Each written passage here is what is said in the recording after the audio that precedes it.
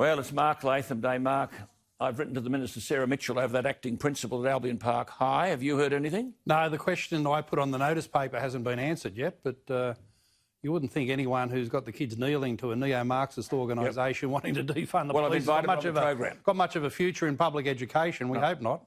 What about this bloke Jim Betts from the New South Wales Planning Department? Book clubs, tell us about it.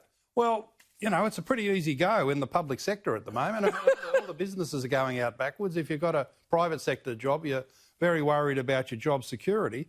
Jim Betts in the New South Wales Department of Planning runs two LGBTIQ network groups, a Harmony Council, an Indigenous Cultural Team, a Diversity Council. He's got the construction industry having to go all gender equity and other PC themes.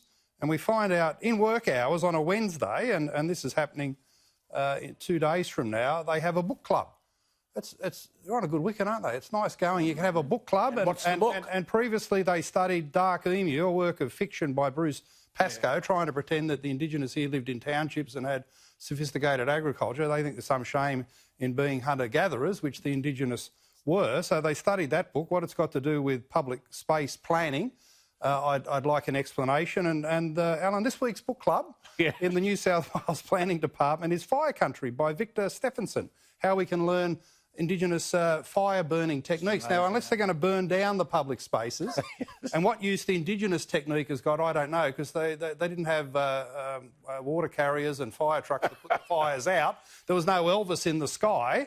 What they're going to learn from Fire Country, beggars belief, I've got no idea. They've really got to wake up to themselves at a time, the serious side, at a time when the private sector's going out backwards, the public sector's got to get real about getting rid of this rubbish and getting down to the task of providing value for money for the New South Wales taxpayer. Well, Gladys, you've got a lot on your plate, a few questions to answer. What's this Matt Kean on about? A New England Renewable Energy Zone, early closure of coal-fired power, drive up electricity prices. I mean, are these people serious? Well, you know, Matt Kean has got some advice saying he shouldn't go ahead with these renewable energy zones for the basic reason.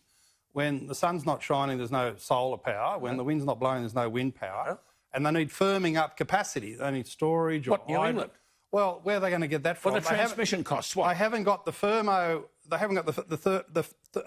up capacity in New England. And unfortunately, Matt Kean makes policy by publicity announcements. It's all about getting his head in the paper instead of substance. So he announced this renewable energy zone in New England.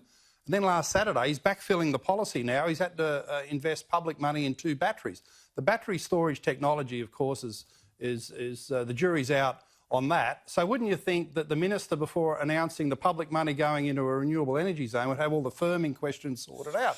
He hasn't. He's having to sort them out now, the wrong way around, you see. He's got the cart before the horse.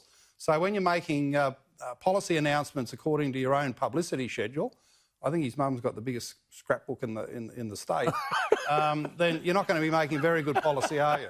No. Just a quick one before you go. You heard what I had to say about the Azaria Chamberlain thing. Shameful chapter, isn't it? Well, it is. I remember back in the day, I would have been in my late teens, a lot of people were against Azaria Chamberlain for a couple of reasons. One, they said she didn't show enough emotion, but people grieve in different ways. It was plausible that the dingo had taken the baby, those scavengers around a campsite. There was plenty of evidence there. But it was also an early example of some prejudice against a little-known religion. The fact they were Seventh-day Adventists went against them. A lot of people thought, is this some sort of strange sect, which is not, of course. But those prejudices were out there, stoked by the media that you mentioned, and the judicial system was a disgrace, and the media coverage, quite frankly, was a disgrace as well.